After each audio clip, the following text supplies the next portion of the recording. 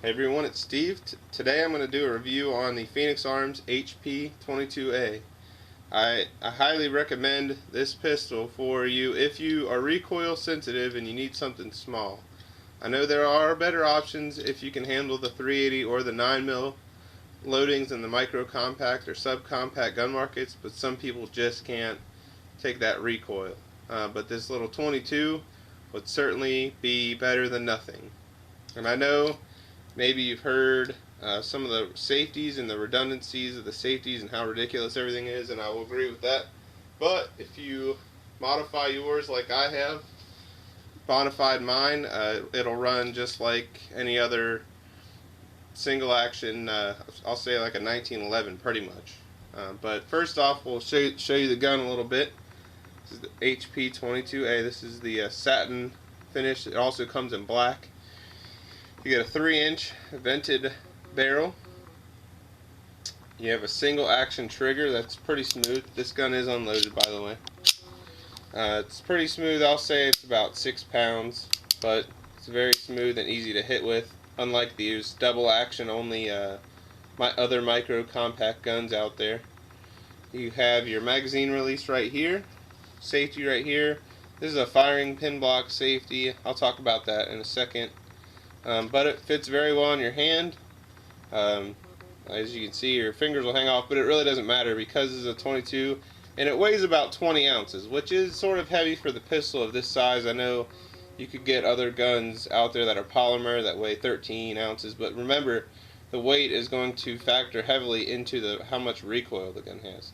So because it's a 22 and it's because it's a little bit hefty at 20 ounces, it doesn't recoil at all.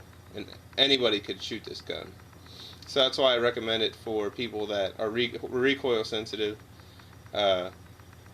This gun will work for you, and it's certainly better than having nothing. So like I said, it has a 10 round magazine, so plus one you have 11 rounds, and that's pretty much standard.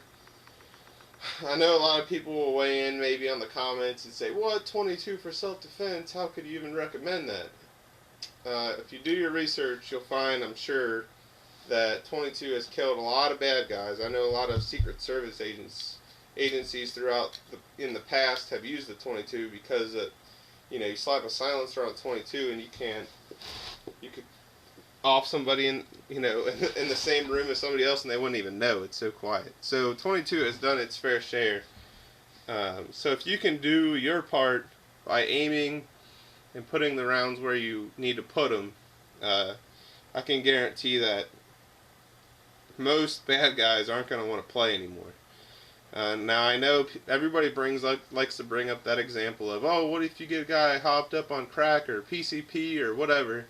Well, obviously you're going to have to dump your clip and see if you can outrun him or whatever.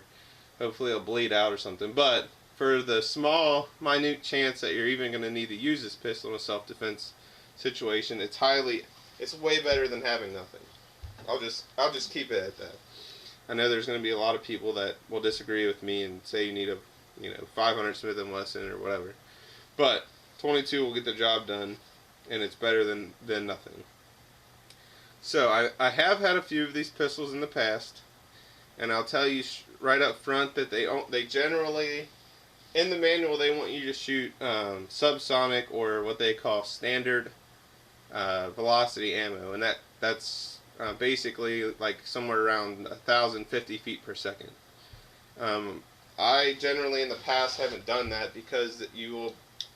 Well, in the past, when 22 used to be $20 for a 500 round pack, you would end up paying $30 for a 500 round pack of standard or subsonic ammunition. So I just wasn't going to pay an extra $10 to do that.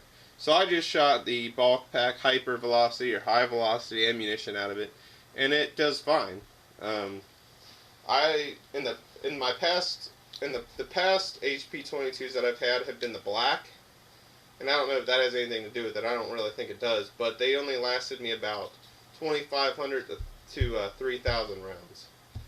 So, and that's using the high velocity ammunition. But it's got a lifetime warranty on it. I sent it in. Obviously, I'd mentioned that I've been shooting standard velocity ammo and all that, and they've replaced it with no troubles. So just, you know, shoot it with whatever you can get. I'll show you where it breaks on mine.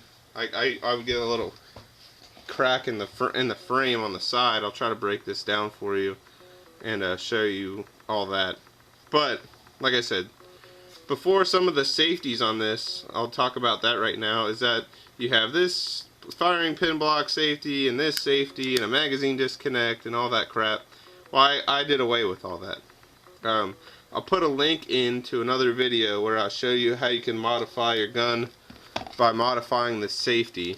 I have an extra one right here in case I need to send the gun in for warranty work. I'll just slap this factory safety in there, and it'll be all good. They'll replace it, and then I'll modify it again when I get it back. So anyway, or I'll just slide that other safety in. So anyway, what you have to do is, you see this little, it sits in the gun like this. And so if you see this little dovetail piece right here, that's what slides in behind the magazine, the magazine release button. So when the gun's on fire, you can't release the magazine unless you put it on safe. So what I do is I just shave that off until it's out of the way of the magazine release, and then I can release the magazine whether it's on fire, whether it's on safe, whatever. So that way you don't have to do all the crazy whatever to get it off. The other piece that I modify is inside here, and that's the magazine disconnect, where the gun won't fire without the magazine in it. And all you got to do is prop a little piece of metal behind there so you lift the bar up. Like I said, I'll put a link in right here somewhere, and I'll show you how I did all that. But this gun, I think this gun's a great value. It comes in at, I paid $141, so after tax and 100 round pack of ammo, it was like $156. And you can't really beat that, especially if you're on a budget, which most people are these days. Like I said, it's better than nothing. If you had other options, would I recommend 22 for self-defense? Probably not. But if it's the only thing you can afford, and if you are highly sensitive to the recoil of any other cartridges out there, whether it be 380, 9mm, whatever, this is, like I said, 22 is another great option if you put them where they need to go. I've heard stories that 22 will kill somebody faster than getting hits with, a 40 or a 357 Magnum. I heard a story where a trooper pulled over a guy. The guy was like 300 pounds, whatever, and for whatever the altercation became, the cop shot this guy 4 times with a 357. The highest, I think it was like a Winchester 127 grain silver tip, whatever. He shot this guy 4 times. This guy got 1 shot off with a 22 revolver, and the cop died in 30 seconds, and the other guy lived.